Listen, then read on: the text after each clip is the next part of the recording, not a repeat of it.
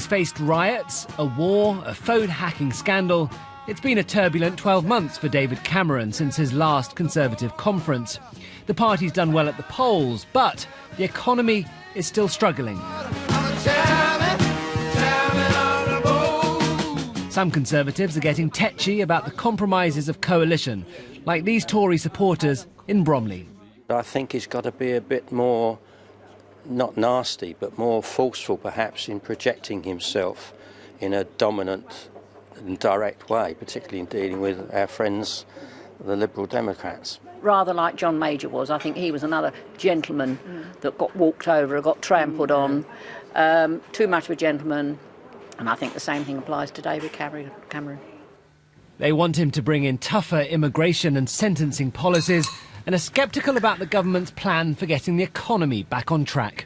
There is no point in making more and more people redundant, which is more and more of a strain on the exchequer, if you don't start creating jobs. So, yes, I think he means well. I think his economy is probably aimed in the right direction. But be cautious. Create jobs. I'm not clear what they mean by economy growing. How is it growing? So that's the view of some Conservative activists in Bromley, and I think their demand for more traditional Conservative policies isn't going to really surprise or worry David Cameron. But I think their call for him to be tougher and do more to separate the Conservatives from the Lib Dems in the coalition, well, that view is probably more widely held. A lot of Conservatives think that they've actually lost a leader because David Cameron isn't speaking up for conservatism. He's now the spokesman of the coalition government, which is something different. So you are getting a lot of discontent. The question is whether that will bubble to the surface. But to Gerald Scarfe, it's the spluttering economy that risks unravelling David Cameron.